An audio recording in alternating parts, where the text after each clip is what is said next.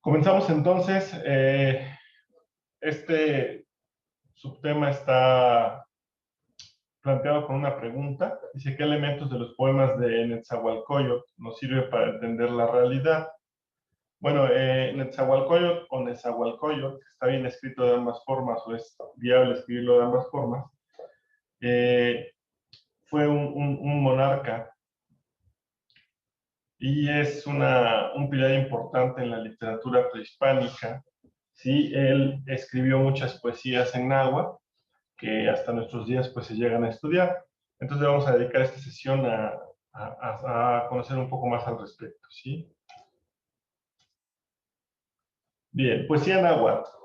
Sora Rousova, o Rousova más bien, dice que la poesía prehispánica, de acuerdo a su contenido o a la forma en cómo está dirigida, se puede clasificar en estos 4 puntos.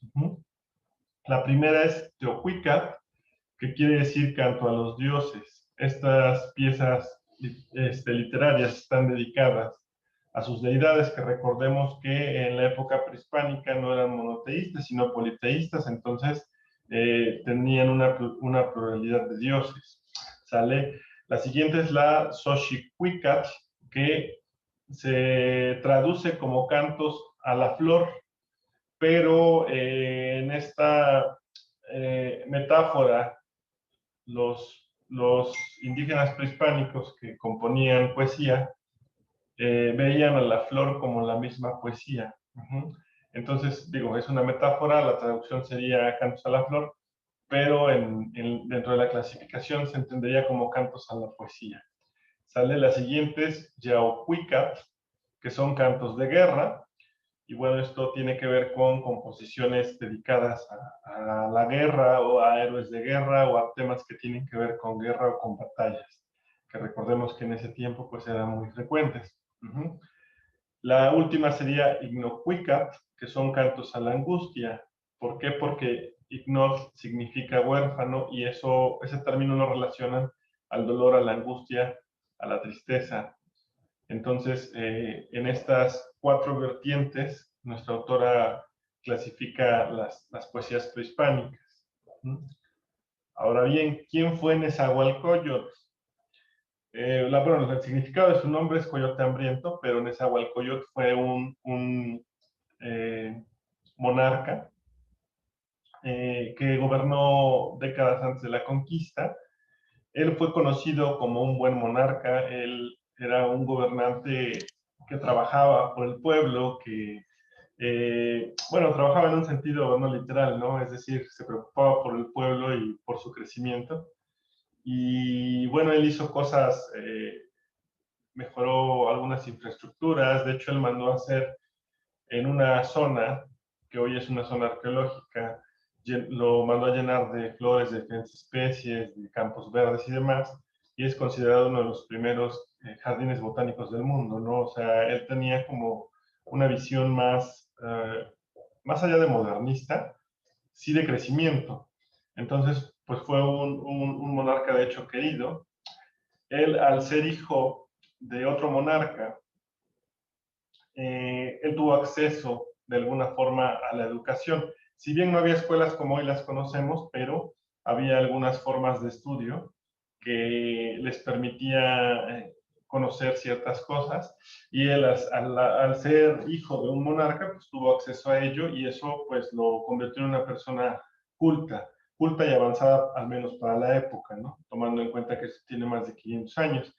Entonces, bien, dentro de esa cultura él tuvo afición o gusto por las composiciones poéticas y escribió un gran número de poesías en náhuatl, y hoy en día pues se siguen estudiando y analizando, y vamos nosotros a ver algunas, de hecho 3, y bueno, pues ya es la traducción al español, pero para que se pueda analizar su contenido. ¿Sale? Debido a su afición por la poesía y a la cantidad de composiciones poéticas que Nezahualcóyotl llegó a tener, fue considerado o apodado el rey poeta. Bien, dentro de sus poemas, y de acuerdo a la clasificación que propone nuestra autora, en su poesía se detectan 3 líneas temáticas o géneros. ¿Sale? Sería los cantos a la angustia, las composiciones dedicadas a la poesía, en el sentido metafórico de la flor que comentábamos, y el canto a lo divino, ¿no? A los dioses. Vamos a analizar, de hecho, una de cada una de estas de Nezahualcóyotl. Para ello, les pediría que alguien me ayude a leer el poema Estoy triste.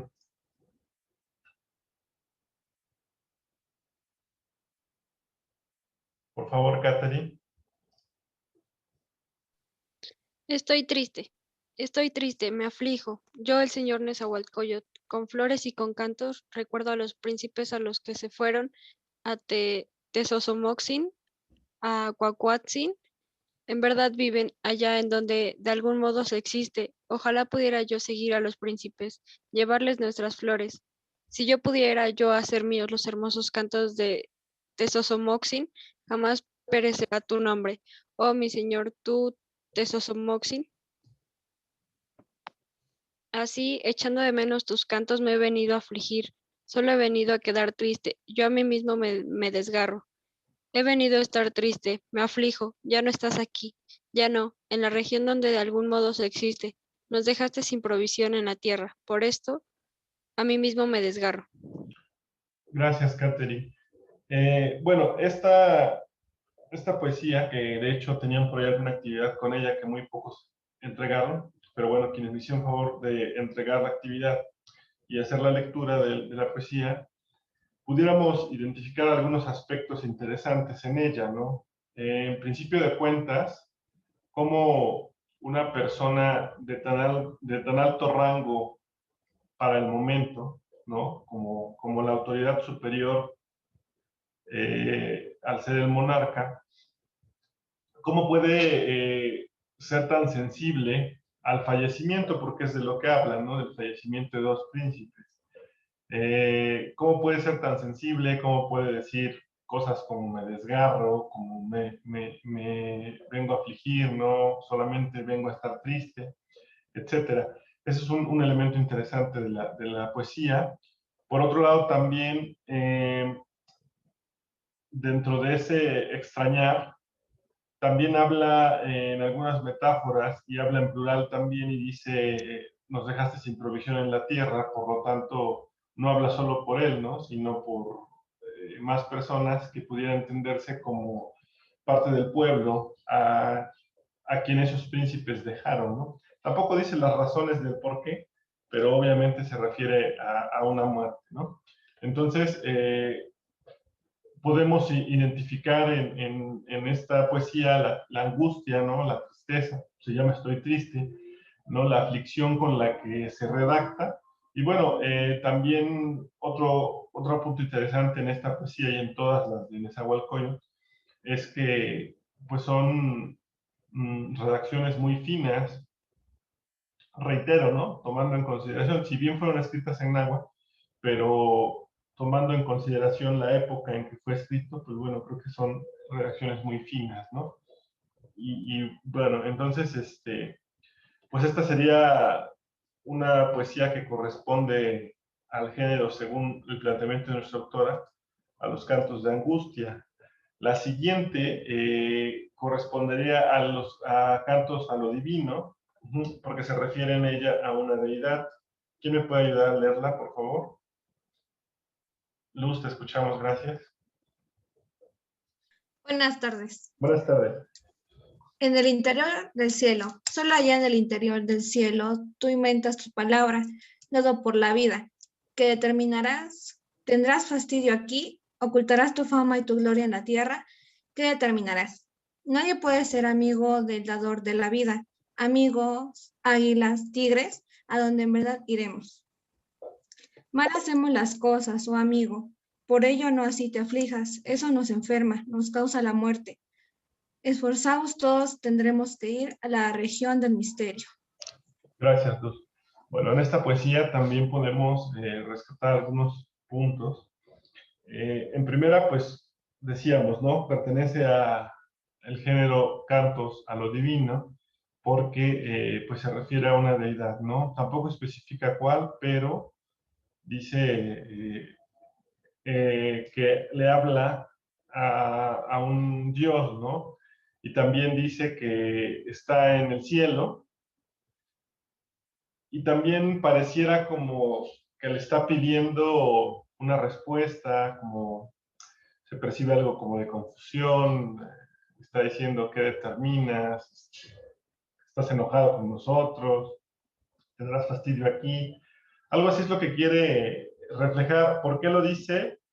Porque pues nos portamos mal, ¿no? Aquí dice, mal hacemos las cosas. Pero también otro dato interesante es que refleja parte de lo que ellos creían, ¿no? Si hacemos mal las cosas, pues hay una consecuencia, y aquí está, ¿no? Nos enferma y nos causa la muerte.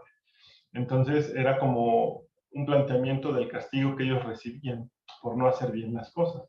Y aunque no es muy explícito, ¿no? En cuanto a qué cosas se refiere tampoco, pero sí se pueden rescatar esos puntos, ¿no? Otro punto importante y tiene que ver con lo divino, ¿no? Que aquí en el segundo párrafo, habla y dice, nadie puede ser amigo del dador de la vida, es decir, nadie de nosotros es digno a ser tu amigo, ¿no?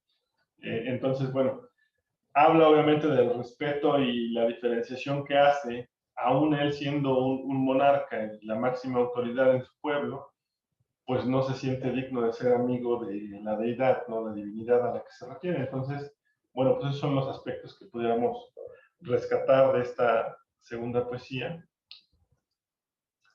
Y la tercera tiene que ver con el canto a la poesía, que les puse por ahí entre paréntesis flores, porque recordemos que para ellos, y en esta metáfora, cuando hablan de las flores, se refieren a la composición en sí, a las poesías. ¿Sí? ¿Quién me puede ayudar a leer esta última, por favor?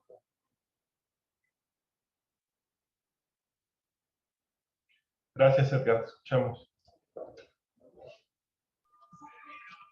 No se acabarán mis flores, no cesarán mis cantos.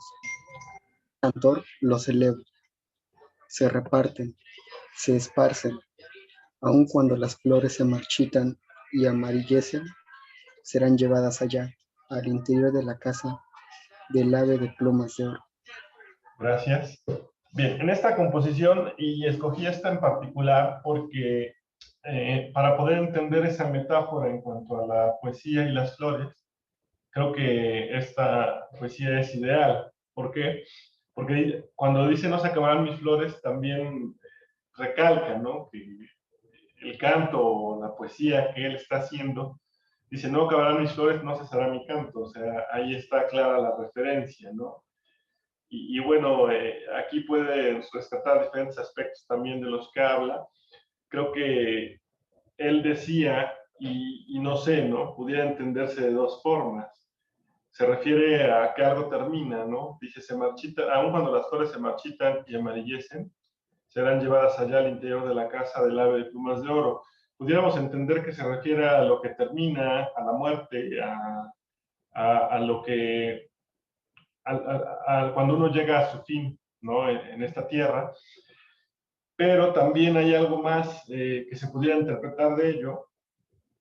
Dice que no se van a acabar, ¿no? No se van a acabar, no se va a acabar su poesía, no se va a acabar su composición, cuando dice no se van a acabar mis flores, pero no sabemos a lo mejor si se refiere a que no van a cesar sus composiciones porque aun cuando él se muera, esto va a perdurar, lo que él escribió, lo que dejó de alguna forma plasmado, ¿no? En sus poesías, eso va a seguir aunque él ya no esté. Y si se refería a eso, pues tenía razón, ¿no? Nosotros después de 500 años estamos en clase de literatura analizando su poesía. O se refería a la creencia que ellos tenían de la vida después de la muerte, de la reencarnación o de otra vida, y decir, ¿no? De que cuando terminara con esta vida, en la siguiente seguiría haciendo lo mismo, ¿no? Pudiera ser alguna de esas dos analogías. Lo que sí es un hecho es que, pues, estas piezas o estas poesías han perdurado a lo largo de más de 500 años y, bueno, podemos ver que son composiciones que valen la pena, que te permite analizar, además de como una pieza literaria, te permite conocer también contextos de su época, de lo que él vivía, de lo que sufría, ¿no? Entonces, pues reiteramos, ¿no? El conocer la literatura prehispánica es parte de nuestra cultura y parte de nuestros orígenes, y es importante preservarlo en este sentido, ¿no, chicos? Entonces, bueno, este tema, insisto, era el que teníamos pendiente para el día viernes, pero por el Consejo Técnico no se pudo llevar a cabo. Sí quería que analizáramos solamente las poesías. Y bueno, aprovechando que nos dejó trabajar hasta aquí el internet, hasta aquí la vamos a dejar. Espero la próxima clase ya tenga yo una conexión más estable. Y pues les agradezco su atención, chicos. Si no hay algún otro comentario, pregunta o duda, pues hasta aquí llegamos.